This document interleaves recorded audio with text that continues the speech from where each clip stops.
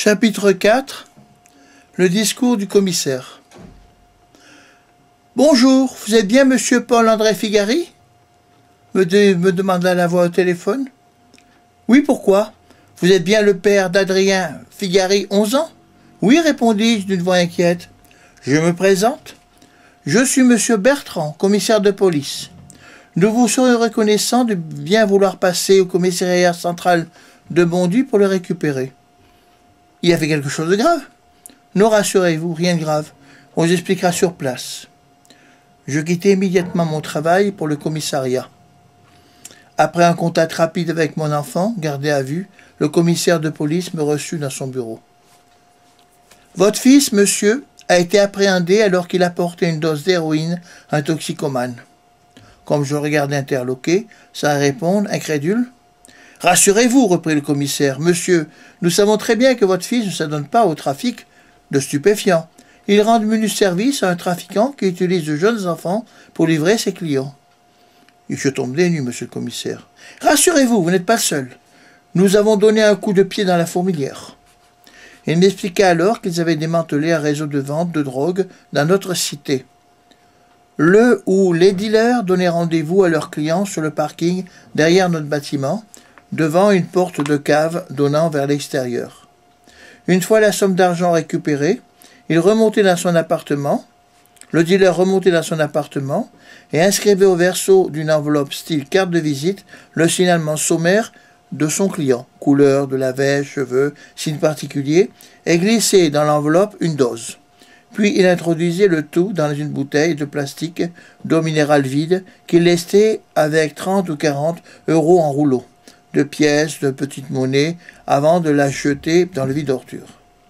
Le tout était récupéré par un marmot dans le local à poubelle.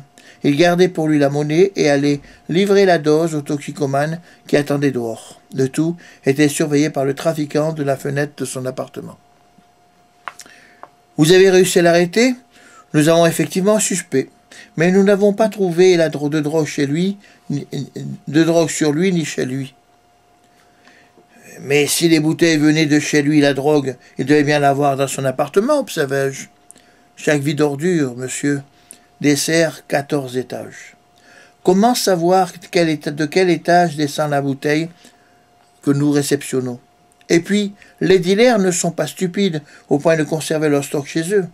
Ils servent leurs clients, un à un, et ne prennent qu'une dose à la fois dans les 5 ou 6 plans qu'ils ont aménagés dans les parties communes de l'immeuble. Dans le pire des cas, si on en trouve une sur eux, ils pourront toujours soutenir que c'est pour leur consommation personnelle.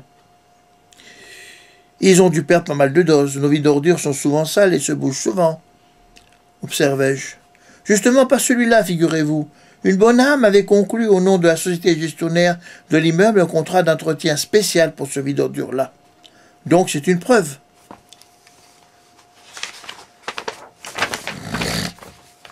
Non, car ça s'est passé par téléphone. Et un inconnu est passé réglé en liquide.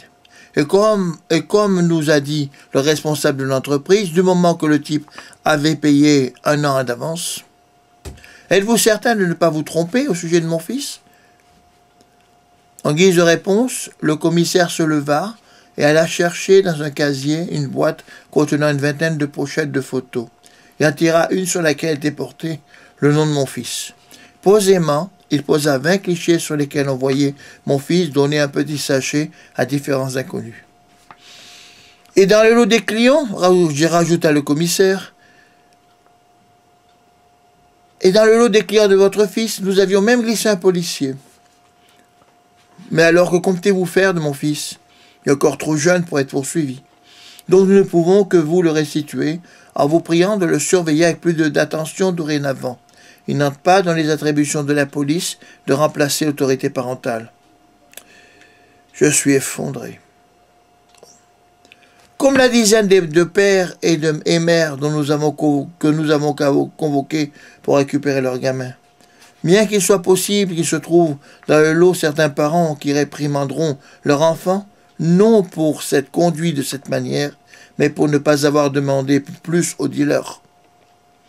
Et il n'est pas exclu par-dessus le marché que la mésaventure de leur fils ne donne pas quelques idées à certains pères de famille. D'ici à ce qu'ils essaient de remonter pour leur propre compte le réseau, il n'y aurait pas des kilomètres, rajouta le commissaire. Mais c'est un peu la faute de la police. On ne vous voit pratiquement jamais patrouiller dans cette cité, et quand nous appelons police secours, nous avons le temps de mourir 3 ou 4 fois avant d'entendre votre sirène. Il m'écoutait, un sourire en coin. Un brave fonctionnaire que ce commissaire. La cinquantaine bien sonnée, mais sans qu'il émane de son aspect cette poussière de désabusement, d'écœurement contenu, cette poussière de désabusement, d'écœurement contenu et d'impuissance qui caractérise trop souvent les fonctionnaires en fin de carrière. Ceux qui ont tellement écarté les bras en signe d'impuissance qu'ils en ont distendu les boutonnières de leur veste.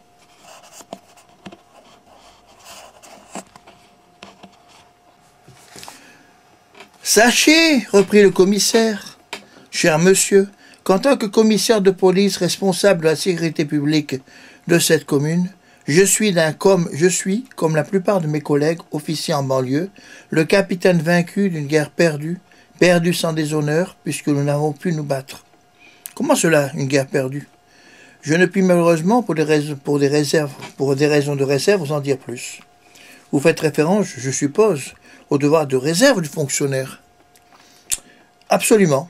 Il nous est en effet assez difficile de nous laisser aller à dire tout haut ce que nous avons sur le cœur.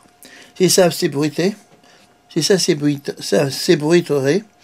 j'aurais toutes les chances de me voir infliger un blâme par la commission de discipline. Mais bien évidemment, ce droit réserve ne nous empêche pas, par exemple, de raconter une histoire. Ce serait en quelque sorte une manière détournée de me dire tout bas ce que vous pensez tout haut. Je vous laisse entière responsabilité de ce propos, conclut-il le large sourire. Et proposa un petit cigare, en alluma un et décrocha sur son téléphone. Puis malicieusement. J'oserais d'ailleurs la comparaison avec cette armée portugaise débarquée au Maroc, telle que l'a relatée dans une de ses émissions la chaîne de télévision Arte. En fait, c'est la fameuse bataille des 3 rois qui s'est passée au Maroc. Il y avait alors son jeune roi, dont c'était le baptême du feu, l'avait fait ranger en ordre de bataille face aux troupes mortes du sultan du Maroc. Au centre, sur son cheval blanc, et entouré de sa garde, était le roi. De chaque côté, les bataillons de lanciers et de mousquetaires alignés, derrière leurs officiers. Tout à gauche, la cavalerie. Ils avaient fière allure, ces officiers, dans leurs uniformes noirs. Derrière eux, les 8 carrés de chacun 1500 piquets et arquebusiers d'une formidable infanterie, avec, chacun en centre, leur artillerie tenue cachée par 4 lignes d'hommes. 4 lignes d'hommes jeunes et vigoureux, aptes à s'écarter très vite sur un signal, les uns sur leur droite, les autres sur leur gauche, pour laisser cracher au canon leurs boulets ou leurs mitrailles à bout portant. Puis, sur un autre signal, ils reformaient instantanément les rangs. Les canonniers se dépêchaient alors de recharger les 2 canons de 20 livres spécialement harnachés pour être facilement manœuvrés à bras d'hommes. Peu de troupes arrivaient à tenir face à ces mercenaires aguerris. Et, sur le papier, le sultan du Maroc, malgré son armée de 30 000 guerriers, n'avait aucune chance contre les 16 000 Portugais. Pour ces derniers, l'issue de la bataille ne faisait aucun doute. Il y aurait, bien entendu, quelques blessés, et peut-être même quelques morts dans leur rang, mais cela ne serait rien en comparaison du carnage qui attendait les gens d'en face. Le roi avait d'ailleurs reçu la veille un émissaire du sultan du Maroc qui lui avait transmis la volonté de son maître d'éviter cette bataille. Le sultan s'était décidé, sur l'émissaire, d'accepter l'essentiel que demandait le roi, pourvu qu'on lui permette de sauver la face. La partie était gagnée sur le papier. Mais le roi refusa en déclarant « Il ne sera pas dit que je me sois déplacé avec toute mon armée pour ne signer qu'un papier. » De même, un capitaine vint le trouver, accompagné d'un berger dont la famille avait été quelque peu massacrée par les morts, porteur d'un plan écrit de la disposition des troupes du sultan. Le capitaine, qui se portait garant de la véracité des informations, proposa au roi de donner quelques pièces d'or en récompense au berger et de changer la disposition de ses troupes pour tenir compte de l'information. Mais le roi refusa net, tout en déclarant fort courroucé: « Il ne sera pas dit que je gagnerai cette bataille par traîtrise. » Puis, se tournant vers le berger: « N'as-tu point honte de trahir ainsi le souverain auquel tu as juré fidélité ?» Les gens d'en face se tenaient d'ailleurs à une bonne distance. Manifestement, aucune unité ne se bousculait pour être la première à aborder les carrés de lanciers et leur formidable artillerie. Mais, curieusement, justement, cette infanterie resta impassible, immobile, sous un soleil qui montait. Au bout de 2 heures, les casques et les cuirasses commencèrent à chauffer, provoquant l'évanouissement de quelques soldats. Le sultan du Maroc attendit encore 1 heure avant d'expédier quelques éclaireurs s'enquérir de la raison de l'immobilité persistante des Portugais. Ces derniers s'approchèrent prudemment, à portée de mousquets, et posément les chargèrent leurs armes. Quelques soldats portugais s'abattirent, blessés ou tués. Ils furent immédiatement remplacés par d'autres, sans qu'aucun coup de feu ni décharge de canon ne part de leur rang. Voyant cela, les morts s'enhardissent, et c'est maintenant une nuée hilare de jeunes guerriers qui viennent en vagues tirer chacun son portugais, et qui repartent vivement recharger leurs armes hors de portée, des fois que le monstre ne consente enfin à s'ébranler. Mais le monstre reste quoi? Elle ne bouge toujours pas. Les capitaines, cependant, commencent à s'inquiéter. Il n'a jamais été, en effet, de leur tradition militaire de se laisser ainsi tirer comme des lapins. Ils dépêchèrent alors leur estafette vers le groupe des officiers généraux, au sein duquel se tenait le roi, pour réclamer l'ordre d'attaquer. Cependant, les officiers généraux n'avaient pas attendu cette initiative pour réagir. Ils seront même pressants auprès de leur souverain. « Sire, il faut donner l'ordre !» Mais le roi n'entend ni ne voit rien. Absent, il semble perdu dans une rêverie. « Sire, insistent encore les généraux, nous sommes attaqués, il faut donner l'ordre !» Le roi se tourne alors vers eux, leur serre un grand sourire, et nonchalamment lâche: « Attendons encore un peu. » Cependant, c'était maintenant un feu nourri de mousqueterie que subissait la ligne portugaise. De plus, l'armée ennemie procédait à un mouvement tournant, et il devenait urgent de manœuvrer pour éviter de se laisser encercler. En désespoir de cause, quelques capitaines prirent sur eux de donner qui des ordres de riposte, qui des ordres de manœuvre, qui, décidés de son plan d'ensemble, se révélèrent catastrophiquement contradictoires. Il s'ensuivit une belle bagaille qui permit aux morts, en disloquant les lignes, de venir à 2 contre 1 au corps à corps. Ils firent ce jour un grand massacre de chrétiens. Ils tuèrent le roi et un grand nombre de soldats et d'officiers et emmenèrent le reste en esclavage. Le commissaire s'arrêta un instant, me regarda, puis, avec un sourire coincé, un sourire pincé: « Depuis, il m'arrive souvent de comparer notre situation à celle de cette armée portugaise. Comme eux, faute d'ordre clair et approprié, nous sommes en train de perdre la bataille. »« Quelle serait la bonne politique ?» demandai-je. « Écouter au plus haut niveau les gens de terrain que nous sommes et arrêter de concert avec eux une politique unique et s'y tenir. »« Une politique plus répressive ?»« Pas forcément, mais surtout beaucoup moins naïve. »« Comment cela, moins naïve ? La mansuétude avec laquelle on traite les tout jeunes délinquants multirécidivistes d'aujourd'hui peut grandement contribuer à faire le lit des assassins de demain. Mais à votre niveau, vous ne pouvez pas prendre d'initiative?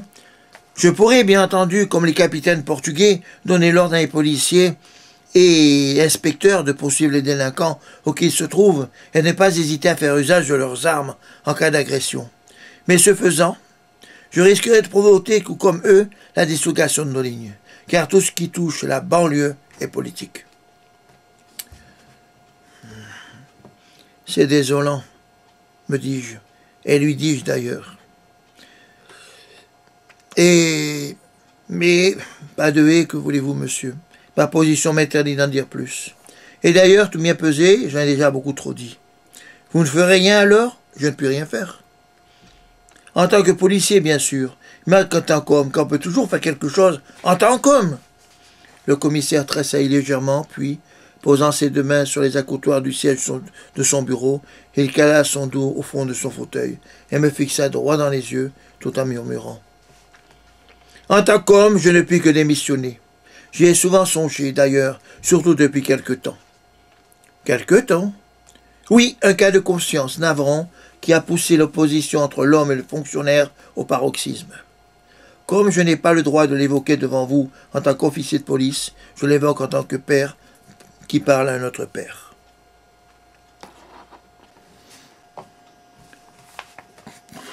Chapitre 6.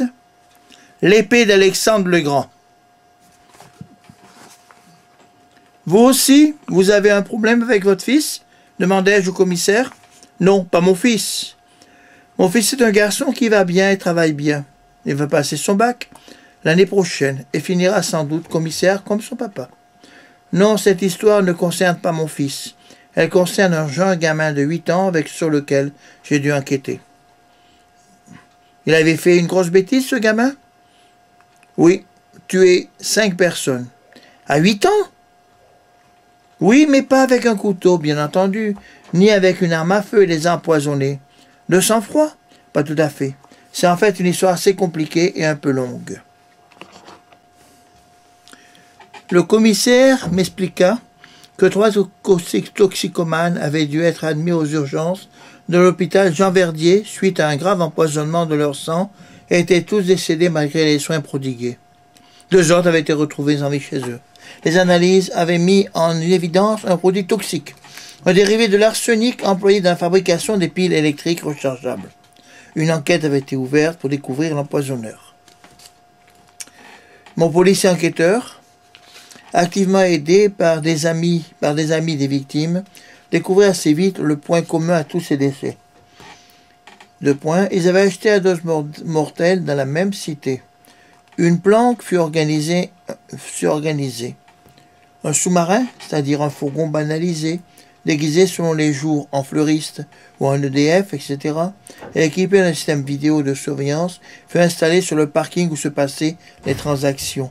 Parallèlement, toutes les doses achetées par les consommateurs étaient systématiquement remises aux enquêteurs à fin d'analyse. Au bout d'une quinzaine de jours, nous eûmes suffisamment d'éléments à charge pour procéder en douceur à l'arrestation du trafiquant et de ses complices. Or, les trafiquants, une fois interrogés et confondus par leurs clients, sont absolument tombés des nues quand ils ont su qu'ils étaient pas seulement arrêtés pour trafic de drogue, mais également pour assassinat. Et ils ont protesté de leur bonne foi avec une telle énergie qu'ils nous auraient su à ébranler sérieusement notre conviction. De fait, nous avons dû constater que durant les 15 jours de planque, nous n'avions découvert aucun sachet empoisonné. « Ce n'était pas eux ?» demandai-je. « Absolument pas. Nous avons d'ailleurs pu compter sur leur totale collaboration pour continuer notre enquête. Dealer et police, même combat en quelque sorte. Tout à fait. Ils nous ont tous tout fourni. Le nom de leur grossiste, la liste de leurs planques, et même offert la collaboration de leurs relations pour que nous arrêtions plus vite l'ordure, le salaud net immonde qui avait eu l'outrecuidance d'empoisonner leur blanche. Et vous l'avez trouvé? Nous avions en effet relevé les traces d'empreintes sur un faux compteur électrique qui leur servait de planque. Notre expert détermina, à partir de la dimension de celle-ci, la taille approximative du doigt, celle d'un adolescent ou d'une femme. Aussi, ai-je dépêché des inspecteurs armés du matériel nécessaire pour passer chez les jeunes qui avaient été arrêtés pour relever leur empreinte. Ils ont accepté de pianoter, comme on dit? Pensez-vous, nous avons fait cela avec discrétion. On leur a tendu un cadre 21-27 composé de 2 feuilles de verre entre lesquelles nous avons inséré une série de photos de petits formats, format photo d'identité. Le jeu consistait à présenter le cadre au gamin. Entre parenthèses, vu son poids et sa taille, il devait le saisir à 2 mains, en leur demandant s'ils reconnaissaient quelqu'un. Il nous suffisait ensuite de récupérer les empreintes sur les 2 feuilles de verre. Et alors, nous avons trouvé le propriétaire des empreintes relevées. C'était un gamin de 8 ans. Il a avoué, oui. Et vous l'avez donc arrêté? Avant de répondre à votre question, laissez-moi vous raconter l'histoire de l'entrevue que j'ai eue avec ce gamin. Le commissaire se cala confortablement dans son fauteuil et commença son récit. « Alors, petit, raconte-moi un peu comment t'es venu cette idée saugrenue. »« Antoine? C'est le petit qui parle. le gamin de 8 ans qui empoisonnait les doses. Antoine, mon grand frère, 16 ans, m'a demandé de ne pas rentrer le mercredi en 15 à la sortie de l'école. Et le soir, d'aller faire mes devoirs chez mon copain. Il m'a expliqué que ce jour-là, comme il n'avait pas cours, il comptait se réunir entre grands chez nous, en l'absence de nos parents. J'ai d'abord pensé à une surprise partie, sauf que dans ce cas-là, ça se passe le week-end ou le soir. Mon grand-frère ou le soir. Mon grand-frère ou le week-end ou le soir. Mon grand-frère demande la permission à papa et maman, mais bizarrement, il m'a fait jurer de conserver le secret. Pourquoi le secret? Demanda le gamin. Papa et maman te laissent organiser sans problème tes petites fêtes. C'est que c'est pas une fête ordinaire que je vais organiser ce soir. Ah bon? Et c'est quoi alors? Une rave party. C'est quoi une rave party? C'est un truc de grand, tu comprendras plus tard. Mais mon frère, tout à la préparation de son projet, ne prit pas suffisamment garde aux petits qui, comme tout gamin de son âge, laissait volontiers traîner une oreille par-ci, un œil par-là. Tant et si bien qu'au bout de 3 jours, je m'étais fait une idée assez précise de la partie qu'il préparait. Il s'agissait, de fait, ni plus ni moins de goûter à une nouvelle expérience. En somme, dis-je, à mon frère, vous allez vous réunir pour sniffer de la coque. Lâchais-je au bout de seulement 3 jours d'investigation. C'est qu'il est futé le petit, dit mon frère, en guise d'aveu, tout en me frictionnant affectueusement la tignasse. L'herbe te suffit plus? Tu sais, simplement pour essayer. Tu ne crains pas la dépendance? Non, avec l'héroïne, jamais avec la coque. Mais c'est, paraît-il, hors de prix. Comment tu peux te la procurer? Une occasion, je l'ai eue pour rien. Gaffe, je vais dire à papa et maman. Mais tu peux, ils seront là tous les deux. C'est pas vrai, tu mens. Les parents étaient de la fête? Demanda le commissaire. Absolument. Ils l'ont même reconnu devant moi. Ils ne devaient pas être fiers. Mais c'est dingue, des parents avec leurs enfants. Oh, vous savez, la culture télévisuelle à haute dose d'un nivelé et génération. Pas un thriller ne passe sans que l'on voit un personnage sniffer un rail de coke à l'image. C'est devenu une telle banalité. Ce sera bientôt devenu aussi anodin que fumer de l'herbe. Puis reprenant le cours de son histoire, je ne pouvais pas rester sans rien faire, il me fallait, pour le bien de tous, tenter quelque chose, fit le petit. J'ai donc cogité un petit plan, un truc complètement dingue. J'ai pris une poignée de doses dans la cage du dealer, l'a installée dans ma chambre, avec une pile dont j'avais découpé le fond. Mais comment as-tu fait pour trouver la cage du dealer? Coupa le commissaire. La drogue était planquée dans un faux compteur dans l'armoire électrique de l'étage. Comment l'as-tu repéré? Re-questionna le commissaire. L'armoire est dans la ligne de l'armoire électrique et dans la ligne de mire du Judas de la porte de mon appartement. Et j'étais intrigué de voir un type l'ouvrir 2 ou 3 fois par après-midi. Tu voyais ce qu'il faisait par le Judas? Non, car bizarrement, il prenait soin de provoquer une extension de la minuterie du couloir en manipulant le bouton d'allumage. Je trouvais bizarre de prendre le soin d'éteindre la lumière avant de consulter son compteur. Puis, poussé par la curiosité, je l'ai ouverte à mon tour pour constater qu'elle comportait 9 compteurs pour 8 appartements. Intrigué par une pareille anomalie, j'effectuai une revue de détail de chacun d'eux pour découvrir que le 9e compteur était en fait qu'une carcasse lestée. En l'observant bien, j'ai découvert qu'elle était percée sur le côté droit d'un trou rectangulaire et que ce trou était soigneusement bouché par un opercule de plastique noir enfoncé en force. En le retirant, j'ai trouvé à l'intérieur une vingtaine de petits carrés de papier sulfurisé contenant une poutre blanche cassée. C'était la cocaïne. J'ai immédiatement pensé que mon frère avait découvert avant moi cette cache et qu'il y faisait sans doute allusion lorsqu'il parlait de cette coque qu'elle allait se procurer à bon compte. La veille du jour J, j'ai pris dans la cage du dealer 8 doses. Je les ai ouvertes et rajouté à leur contenu un peu de la poudre blanche que j'ai retirée de ma pile, que j'avais ouverte. Puis après les avoir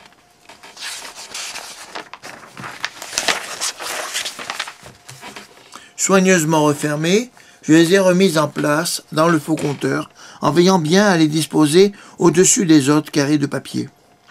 Comme je savais de l'aveu même de mon frère que pour des raisons évidentes de sécurité, je ne disposerai des doses que quelques heures avant le sniff, je m'arrangeais aussi pour que ses doigts tirent de préférence une des doses trafiquée.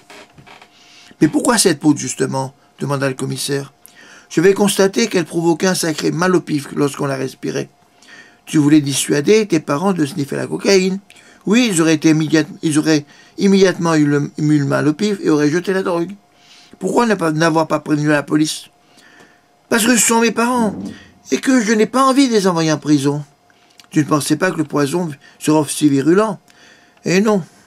J'ai compris à la lecture du journal que ceux que j'ai pris pour de la cocaïne étaient de fait de l'héroïne.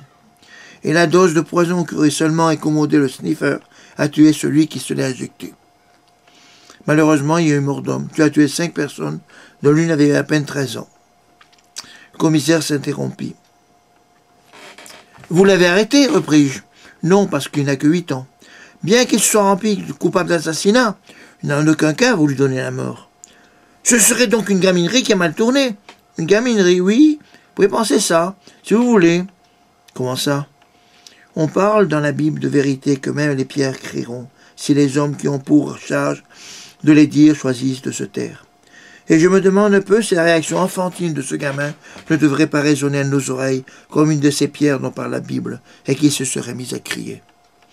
Ça donne quoi en clair? En clair, ce gamin, comme vous dites, a eu assez de présence d'esprit pour relever, sans le savoir, l'épée d'Alexandre le Grand de la boue dans laquelle les héritiers de ce dernier l'ont jeté. Mais que vient faire cet empereur macédonien de votre raisonnement? Par référence au nœud, au fameux nœud gordien. Oui, celui qu'Alexandre trancha d'un coup de glaive, alors qu'on lui demandait seulement de le défaire. Oui, Gordien fait référence à Gordios, ce laboureur qui devint roi de Phrygie, pour avoir accompli un oracle promettant la royauté à celui qui entrerait le premier dans le temple de Jupiter à Gordium. Il consacra au dieu par la suite le char qui l'avait aidé à remporter cette victoire. Or, le nœud qui rattachait le joug au timon de ce char était si artistiquement formé qu'on ne pouvait en découvrir les deux extrémités. Et comme un ancien oracle promettait l'empire de l'Asie à celui qui parviendrait à le dénouer, Alexandre, de passage dans la contrée, fit un petit détour pour soumettre la question à la sagacité de son esprit. Mais après plusieurs tentatives infructueuses, il dégaina son épée et, sans plus cérémonie, trancha d'un coup sec et puissant le nœud mystérieux. De l'expression trancher le gordien, qui accourt encore de nos jours. Parfaitement, et c'est exactement ce qu'a fait d'instinct ce gamin pour dénouer une situation qui lui était devenue inextricable. N'acceptant pas de voir sa famille sombrer dans la drogue, et devant la démission de ses parents, il a choisi de contaminer les doses avec une substance corrosive pour les dénaturer. Il pensait de fait que son frère servirait lui-même de la réserve du dealer. Eh oui, mais que voulez-vous, on ne peut demander à un gosse de raisonner comme un adulte. Il ne pouvait se douter, le pauvre, que les doses de cocaïne seraient offertes par le dealer lui-même au garçon de 15 ans pour qu'il fasse, lui et ses parents, l'expérience du sniff de coke. Et qu'est devenu ce gamin? Il a déménagé très vite, lui et sa famille, pour une destination lointaine et inconnue. Ils se sont mis à l'abri de l'éventuelle vengeance des dealers et des amis et parents des toxicomanes décédés. Ça a commencé à en faire beaucoup de monde, constatai-je. Mais pourquoi avez-vous cité cet exemple? Où vouliez-vous en venir? Au fait que la tolérance, la mansuétude dont on fait preuve, dont on fait preuve nos politiques vis-à-vis des voyous grands et petits, tendent à générer en réaction la montée d'une intolérance haineuse chez des garçons et des filles respectueux des valeurs morales de notre société. Intolérance, mais contre qui? Contre les voyous et tous ceux qui directement ou indirectement les servent. Contre la police, absolument.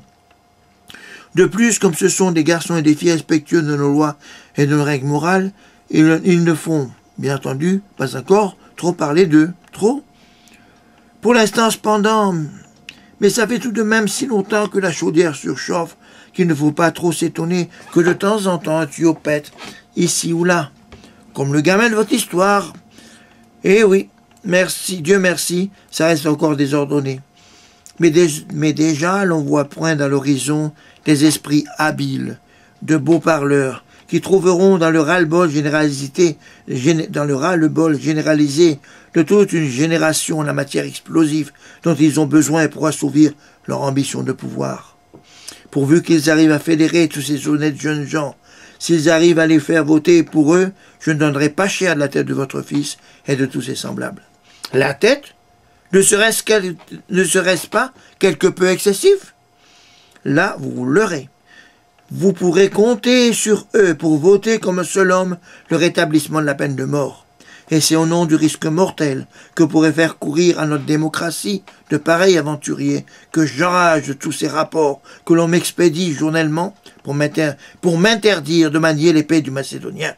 Et pourtant, on le sait déjà qu'en trop en haut lieu, depuis les 30 ans que l'on s'échine sur le problème, que nous n'avons pas la moindre chance de parvenir à le défaire ce foutu nœud. Sinon, comme le roi du Portugal, dont je vous ai conté la fin, en rêve. Alors quelle solution? Je ne sais pas encore, mais il y a urgence à en trouver une. Il marqua un moment de silence. Je pris la tête dans les mains, puis il se leva et vint vers moi en tenant en main un livre. C'était un exemplaire de Terre des Hommes d'Antoine de Saint-Exupéry, dont une page était marquée par un signet. Il me l'ouvrit et me présenta un paragraphe coché d'un trait de crayon qu'il m'invita poliment à lire. J'ai toujours un livre sur moi, entre parenthèses, disait-il, j'ai toujours un livre sur moi que j'amène de chez moi pour me désennuyer des permanences sadiques que m'impose souvent la profession de commissaire. Or, dans ce livre que je vais apporter avec moi cette fois-ci, il y a un passage qui pourrait vous intéresser. Le passage, je lis le passage, qui était marqué par un signet. Je m'assis en face d'un couple.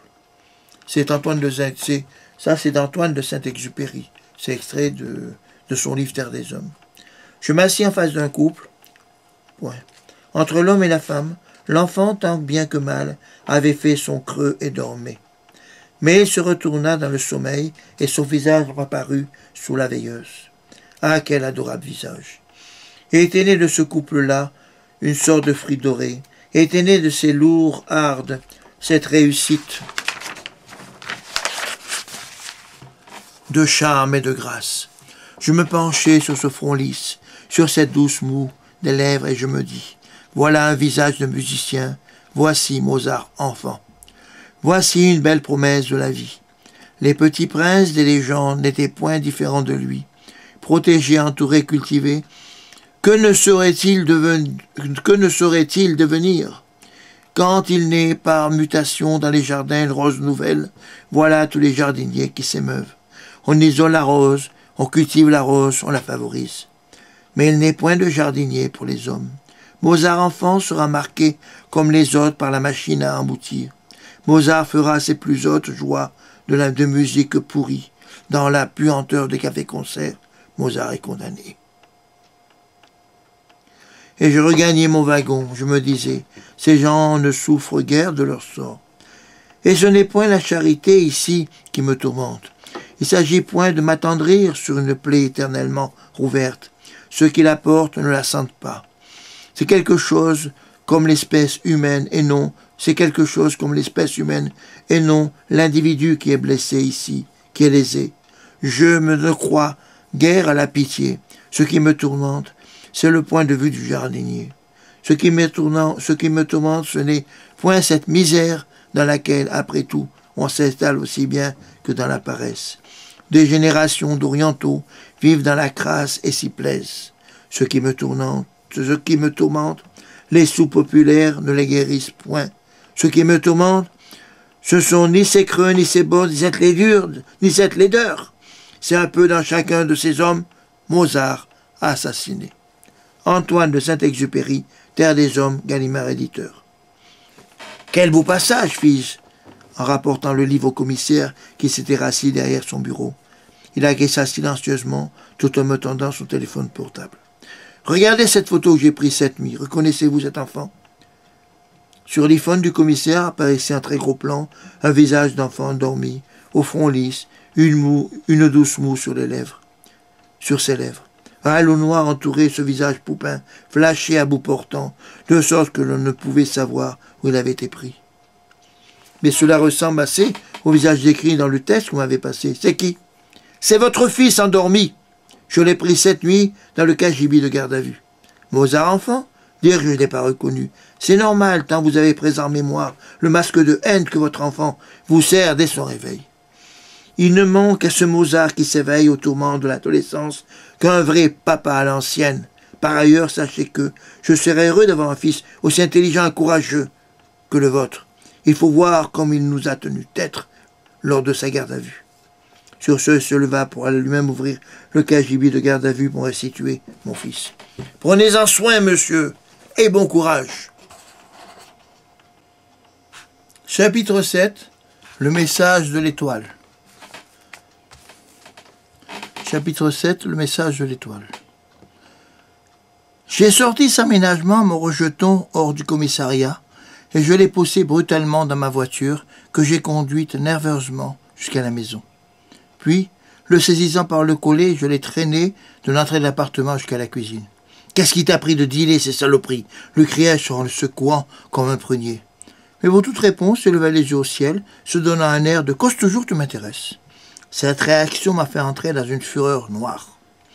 Je l'ai décroché un coup de poing qu'il a couché par terre. Il a dû lui faire mal, car il s'est relevé avec une lèvre fendue et une incisive cassée. Tout de même effrayé par la violence de mon coup, j'étais déjà en train de me confondre en excuses et je m'approchai pour le consoler quand je sentis quelque chose de froid sur mon cou. Mon fils a saisi un coutelas sur le présentoir et me l'avait calé sur la carotide. « Recommence une seule fois, et je te saigne comme le porc que tu es. » Ton imprudence a été de doigts de te faire assassiner par Mozart. C'est folie que de se lancer ainsi à corps perdu dans un affrontement avec un monstre, conclut le petit prince. Mais Mozart, quel rapport avec mon fils et le monstre qui a pris possession de son corps? Le même visage poupin qu'aborde à 11 ans tous les préadolescents et que le démon de la cacophonie n'aurait pas eu le temps de modeler encore à son image d'une part. Le petit prince marqua une pause, croisa les bas sur sa poitrine, puis me fixant droit dans les yeux, reprit d'un ton méprisant. « Et Léopold ?» Car jamais Léopold, lui, n'aurait permis au démon de la cacophonie de prendre possession du corps de Mozart, enfant. « Mais pourquoi me situes ce Léopold? De quel tiroir le tires-tu » répondis-je agacé. « Léopold était le père de Mozart, un vrai papa à l'ancienne, lui. Il aurait éteint la télévision, lui, et même il aurait dessiné un mouton, dessiné le mouton réclamé par son enfant, lui. Mais je le dessine si mal. Alors à ta place, il aurait décalqué sur l'image d'un dictionnaire, lui, et rien ne serait arrivé à son enfant. » « Mais, monsieur l'ange donneur de leçons, hurlai-je alors, à mon tour, pourquoi, vu l'urgence, n'irez-vous pas en personne et sans délai mettre un peu d'ordre dans la vie intérieure de mon enfant et chasser ce monstre qui le hante? Saint-Michel l'a bien fait en son temps, ne dit-on pas qu'il intéressait le dragon? » Le petit prince sourit. « Tout d'abord, je ne suis pas Saint-Michel. Et puis sache que j'ai bien essayé. Mais l'esprit de ton fils, tout empêtré qu'il est, dans ces si on disait que de McDonald's, piscine à vagues, parcs d'attractions, jeux vidéo, etc., est resté absolument sourd à tous mes appels. Que veux-tu, à 11 ans, on ne pense qu'à s'amuser. Il n'a aucune envie de retourner s'ennuyer dans le monde réel. Mais alors, tu n'y peux rien? Personne n'y peut rien, car aller dans le monde de ton fils pour terrasser le dragon, comme Saint-Michel l'a fait, demande une force surhumaine. Cette force est l'apanage des archanges ou des démons. C'est la raison pour laquelle, toutes les fois où j'ai vu le mouton cubique dans le monde de ton fils, je me suis caché pour ne pas être aperçu par lui. Je ne peux l'affronter car il suffirait d'un coup de patte pour m'anéantir. Mais alors, si tu ne peux rien, si Saint-Michel est absent, il n'y a rien à faire. La seule personne qui peut vaincre le monstre est ton fils. Pourquoi mon fils? Parce que le monstre a besoin de son acquiescement pour demeurer dans son corps. Il t'aurait suffi d'éteindre la télévision et de le décalquer, et rien ne sera arrivé maintenant. C'est un peu tard. et de décalquer ce foutu mouton, et rien ne serait arrivé maintenant. Et maintenant, c'est un peu tard. D'accord, j'ai eu tort, j'en conviens. Mais de grâce, au lieu de ressasser le passé, traite l'urgence, et de chasser de son corps l'esprit malfaisant qui l'anime avant qu'un malheur n'arrive. Ôter cette ronce qui te rend son contact si rugueux, oui. Que veux-tu, il faut y faire. Il est arrivé à ton fils ce qui arrive dans les jardins trop longtemps délaissés par les jardiniers, quand la terre est riche à souhait. Une pousse anarchique de cette mauvaise herbe qui envahit chaque recoin du jardin et étouffe tous sous ses volupes crénelés. Au bout d'un moment, même le jardinier ne peut plus accéder à ceux qui n'étaient hier qu'un enclos propé. Il s'est mué en quelques mois d'abandon à une lande sèche et rugueuse, craquelée, bosselée, comme main de vieux serviteurs, où tout rabougri et corne comme la vente est jeûnée, avec, comme seul témoignage de vie, la piqûre des guêpes et des frelons, et le chant lancinant de l'homme à genoux. D'ailleurs, on le sait trop bien en Corse, pays du maquis et de la vendetta, le risque mortel qu'il y a de laisser une tête enfantine rouiller son âme dans l'ennui, que ce soit dans un pré ou dans une cage d'escalier. Et quand on voit un petit triste et solitaire errer dans l'embrasure d'une fenêtre, on l'appelle immédiatement par son petit nom. On lui parle, on vient jouer avec lui, on lui raconte des histoires et surtout on lui fait de beaux dessins. On fait tout cela de mon cœur, en bon jardinier, tout persuadé qu'on est, en son fort intérieur, que la majorité des malheurs du monde, du premier des crimes, ceux de Caïn, jusqu'aux deux guerres mondiales, en passant par la bombe atomique d'Hiroshima, ont eu leur origine la rêverie égoïste d'un enfant terriblement intelligent, mais esselé. Mais ici, nous ne sommes pas en Corse. Personne sur le pavé de cette cité dordoir n'a vraiment eu le temps de s'intéresser au petit triste et solitaire qui rouge son âme dans la nuit de la cage d'escalier, ni de tracer pour lui le dessin qui lui manque. Papa est à son travail, maman aussi. Et ça fait déjà 2 ans que grand-papa et grand-maman sont partis bras dessus, bras dessous, cuver leur retraite sur la côte. Maman rentre à 8 heures, épuisée par sa journée de 2 heures de transport. Un bisou rapide, et la voilà déjà absorbée par la décongélation du repas que l'on mangera dans 30 minutes en demi-cercle devant la télé. Papa, lui, il ne sera là que dans une demi-heure. Il prend son apéritif au bar en bas avec ses copains. Il montera tout à l'heure et un bon chef de famille allumera le poste pour la fin des informations. Maman passera les plateaux que chacun calera devant soi sur la table basse et dégustera les yeux rivés sur l'écran. Ce n'est plus le cas maintenant, tu sais. Je m'occupe activement de mon fils. Ton fils? Fils, bien sûr, il l'est. Mais avant d'être le tien, il est d'abord celui de la cour de récréation de l'école, celui des copains de la cité, celui des séries télé et de ces petits magazines hyper violents dont sont si friands les jeunes et que l'on nomme manga. De fait, vu le peu de temps que vous avez consacré, toi et ta femme, à son éducation, qu'a-t-il en lui de vous deux, sinon le patrimoine génétique? C'est de notre faute? Même pas. Car il y en a exactement de même d'à peu près tous les enfants de la cité. Papa et maman travaillent comme des bêtes et n'ont pas le temps de s'occuper de leur progéniture. C'est que lorsque l'on est sans diplôme, un seul salaire dans le ménage, ça ne suffit pas pour vivre décemment. Vivre décemment, le mot est enfin lâché. C'est que vois-tu, moi aussi, on m'en a fait pas mal bouffer du décemment lorsque j'étais encore du monde des vivants.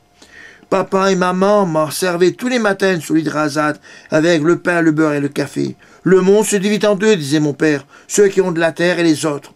Et pour être de ceux qui ont de la terre, tout paraissait permis, y compris l'immolation de ces 2 enfants sur l'autel du Dieu travail. C'est mal alors d'avoir de l'ambition? Mal d'avoir de l'ambition? Vraiment, je ne sais pas. Je ne sais pas d'ailleurs si c'est parce qu'ils avaient de l'ambition que nos parents communs, Adam et Ève, ont suivi le conseil de Satan et croqué la pomme au paradis. Mais il y a une solution, et il n'y a que toi qui puisses la mettre en œuvre. Mais comment? En commençant par ramasser l'épée d'Alexandre qui gît là devant toi, dans la boue, la ramasser en vitesse, avant qu'un mouflé à maraude ne la saisisse avant toi. Car ce genre de jouet entre leurs mains inexpérimentées a déjà engendré suffisamment de catastrophes.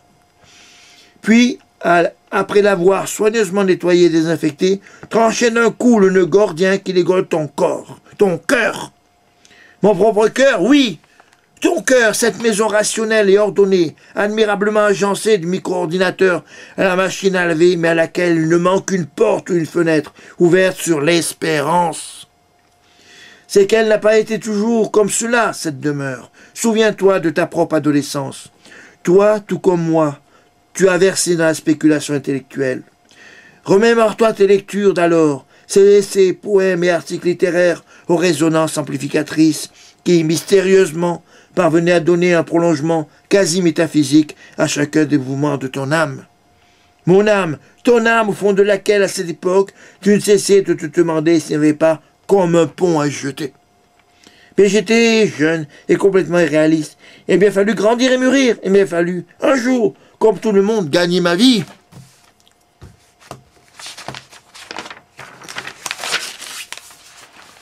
Et depuis, es-tu devenu plus grand en cédant à la critique des gens qui prenaient le palan de ta démarche et le fil articulé de ton pensée pour de la nonchalance? Es-tu plus mûr d'être devenu, comme on le dit au comptoir du fast-food des onomatopées, un battant? C'est-à-dire un de ces types qui n'ont de cesse de rabaisser toute conversation au niveau utilitaire de la discussion, au motif que le seul des mots qui compte est le dernier. Mais c'est pour le bien de mon fils et de ma femme que je me tue au travail, pour leur apporter les moyens de troquer ce cadre de vie minable contre un pavillon cossu à Saint-Cloud. L'opération est planifiée. Ce sera chose faite dans 2 ans. Et comme tu vois, ce serait folie de renoncer si près du but. Tu n'as pas le temps. Dans 2 ans, il sera déjà trop tard. Il te faut te résoudre immédiatement à le trancher, ce foutu nœud. Ce foutu nœud. Oui, et pour gagner quoi? La disponibilité dont tu as besoin pour tenter d'apprivoiser le monstre qui anime le corps de ton fils. Es-tu sûr seulement que j'y parviendrai? Peut-être si tu t'impliques à fond comme je l'ai fait avec le renard. Et ça peut pas se faire sans que je démissionne? À toi de voir. Mais sache que pour cela, il te faut une quantité incroyable de temps libre. Et c'est ce qui te manque le plus. C'est d'ailleurs à peine si tu arrives à disposer d'un peu de temps le week-end. Une demi-journée que tu passes ailleurs le plus souvent au lit, tellement tu es crevé. Il est dommage que ton employeur ne comprenne pas ton problème, n'est-il pas le grand-oncle de ton fils? Lui, tout neveu que je suis pour lui, et petit neveu que mon fils, il n'hésitera pas une seconde à me licencier au motif que les affaires sont les affaires. Pas grave, il te sera plus facile, je présume, de trouver un autre emploi que notre fils. Et ma position de cadre et ma retraite complémentaire. Position de cadre, retraite complémentaire. Excuse-moi, mais j'ai quitté la terre si jeune que je n'ai pas eu le temps d'apprendre ce que tout cela veut dire. Car je sais ce que je sais. C'est uniquement ce que m'ont appris ma toute petite expérience terrestre et la fréquentation assidue de l'étoile. Et que t'as donc dit l'étoile?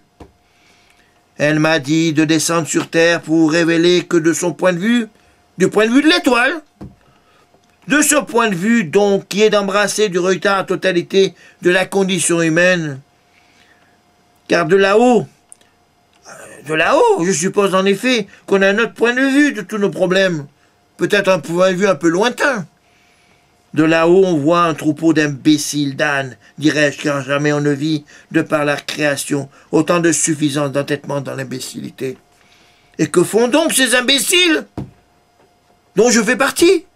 Ces imbéciles, ce qu'ils font, ils passent le temps de leur existence à regarder pousser l'arbre. Quel arbre? Le pommier. Le pommier dont on a cueilli la pomme au paradis. Oh non, pas le pommier, si seulement d'ailleurs ce pouvait être que le pommier, ou encore le poirier, le figuier, le cerisier. Voilà au moins des arbres sympathiques, gentils, utiles, qui atteignent en quelques années leur maturité et portent rapidement des moissons et des moissons de fruits parfumés et sucrés aptes à combler l'appétit des estomacs. Mais si ce ne sont pas ces arbres, quel arbre est-ce donc? C'est l'arbre gigantesque et absolu. C'est l'arbre gigantesque et absolu, l'arbre terminal, celui de la damnation éternelle, l'arbre de l'enfer. Mais c'est quoi cet arbre? Dis-le-moi enfin. C'est l'arbre du si on disait que, de l'homme et de la femme.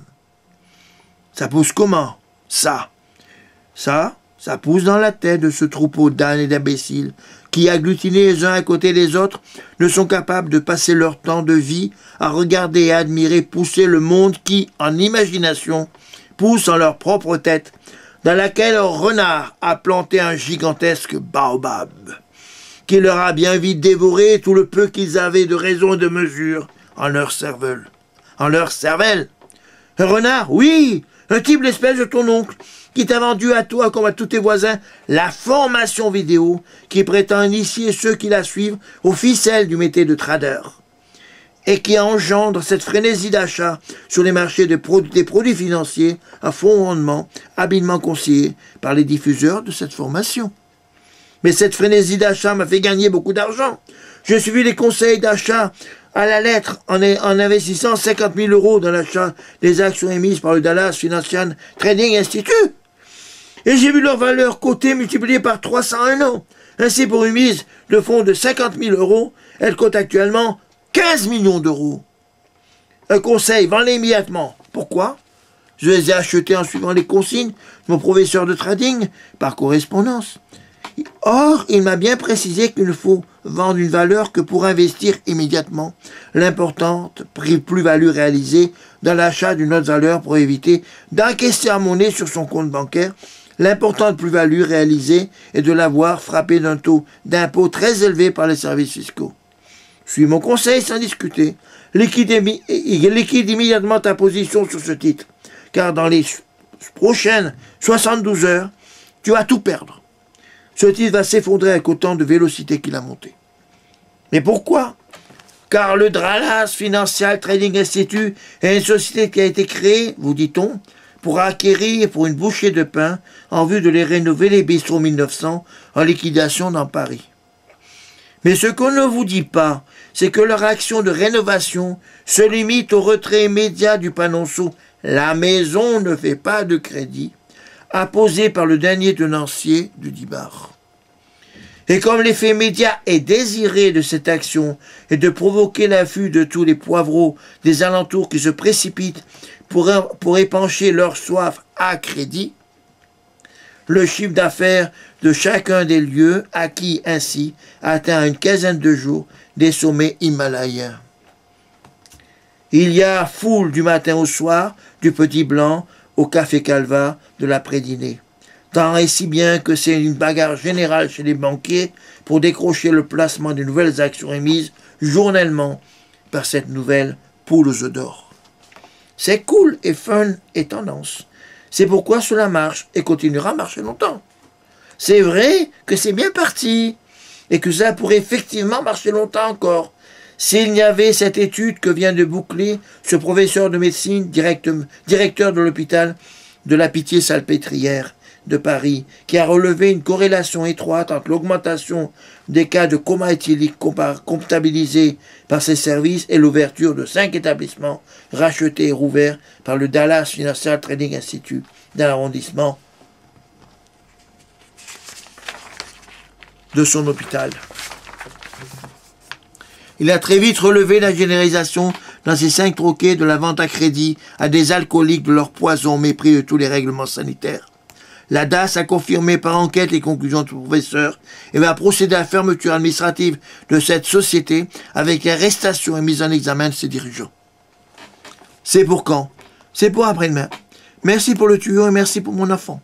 Avec la plus-value de 15 millions d'euros que je vais réaliser et grâce à ton coup de pouce, beaucoup de choses vont changer pour notre famille. Je vais enfin pouvoir faire soigner mon fils par les plus grands spécialistes. Le petit prince sourit ironiquement. Et ce sourire ironique était un sourire qui me faisait mal. Enfin, faudrait-il que ton fils soit malade, car dans le cas présent, ce sont bien ses 2 parents qui l'ont livré sans défense, pieds et poings liés à la vindicte de sa maîtresse et à la moquerie de ses petits camarades. Quand il a sorti fièrement de son cartable le mouton Picasso, monstrueux qu'il a lui-même dessiné Tous ses camarades ont éclaté de rire et se moquaient de son dessin. Et quand elle a voulu l'expliquer en soutenant qu'on lui avait laissé jurer sa mère, qu'il avait voulu rendre compte de l'esprit du mouton à l'instar de ce qu'avait durant toute sa vie le grand peintre Picasso, il reçut pendant toute la durée du cours une avalanche de dessins tracés par chacun de ses camarades représentant un affreux personnage, affublé de seins proéminents, travaillé par derrière, intitulé « Nique ta mère par Zob le mouton ». La maîtresse, désolée, remit de l'ordre comme elle put dans ce débat à grands coups de règle, tout en pleurant de rage, en découvrant à quel point ces gamins, entre 8 et 9 ans, si nuls en dessin, excellaient dans le tracé du zizi dont il avait affûté le quadrupède en plein travail sur sa mère. Notre gosse, comment a-t-il réagi, effondré de honte, a été extradé par la maîtresse vers l'infirmerie où l'infirmière dut lui administrer un sédatif. Oui, c'est le jour où il est rentré très pâle, avec un mot du médecin scolaire, lui prescrivant une semaine de repos à domicile et un sédatif pour dormir le soir. Et l'inspection de l'académie l'a inscrit dans une autre école, dans une école à l'autre bout de la ville. Et cette mesure a permis à notre fils de retrouver son équilibre. En apparence seulement, car 4 garnements de son ancienne classe ont trouvé l'école dans laquelle ton fils avait été transféré et ont commencé à le racketter. Et c'est alors qu'il a appelé à l'aide son seul vrai ami, le mouton cubique. Grâce à l'aide efficace de ce dernier, il a retourné à la situation de racketteur. Les 4 garnements sont venus les racketter. Mais pourquoi ne nous a-t-il pas demandé entre elles? Parce qu'ayant trouvé dans le mouton cubique le garde du corps parfait dont il avait besoin, il n'a pas trouvé utile de chercher plus loin. On ne fait plus partie de sa vie alors? Non. Hormis le manger, le coucher et un peu d'argent de poche, le paiement de ses études et de ses loisirs, il ne veut plus dépendre de vous. D'ailleurs, il te l'a fait savoir sans ménagement. Un couteau là à la main. Mais c'est une situation intolérable. Nous sommes ses parents, et tant qu'il n'est pas majeur, il nous doit obéissance, c'est la loi. Et pourtant, sauf à le faire vous-même enfermer, vous n'avez pas d'autre choix que de le tolérer. Le tolérer? Mais c'est lui qui fait preuve d'intolérance. Il refuse tout dialogue. Pas tout à fait. Le dialogue existait bien entre vous. Et s'il a été rompu, c'est uniquement de votre faute. Et sachant que la tolérance est le dialogue de ceux qui ne peuvent dialoguer encore, tiré de l'amour et les distances, une thèse de Jean-Marie Délivré, édition Librairie Bleue, il vous faut bien commencer par le tolérer tel qu'il est devenu pour avoir une chance de renouer le dialogue perdu. Mais nous n'approuvons pas du tout ce qu'est devenu notre fils. S'il continue à nous braver ainsi, nous le mettrons dehors de chez nous dès ses 18 ans. Parti comme cela, attendez-vous à ce qu'il fût dès ses 13 ans, pour rejoindre en Syrie les quelques milliers d'adolescents d'Europe qui y sont déjà. Il recevra là-bas une solide formation et en reviendra pour vous faire la peau. Car nous ne sommes plus au temps de Marcel Pagnol, quand il faisait dire à César, lorsque ce dernier a pris l'embarquement de son fils Marius sur le grand voilier qui faisait escale dans le port de Marseille. « Maître Panis, maître voilier, il n'a pas d'enfant, lui, mais il fait les voiles qui emportent les enfants des autres. » Depuis, si nous n'avons plus de maître voilier au grand cœur comme maître Panis, nous avons des barbus maîtres en informatique qui tissent sur la toile les filets qui attrapent les enfants des autres. Tout à coup, une lumière violente et hurlements de sirène envahirent subitement l'espace. Contre ma portière, côte droite, côté passager, une grosse berline plein phare, son conducteur debout sur le klaxon, tandis que sa bonne femme hurle, tout en tapant de toutes ses forces sur mon capot, à coups de crosse de parapluie. L'occupant du garage privé sur le bateau duquel je gardais ma Mercedes avant de m'endormir me demandait de dégager immédiatement le passage. Était déjà 8 heures du matin. J'avais rêvé.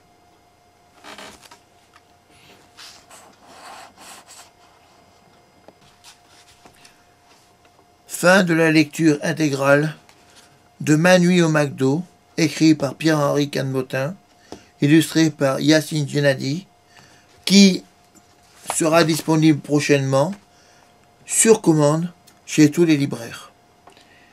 Édité par les éditions Pierre-Henri Canmotin. Voilà. J'ai donc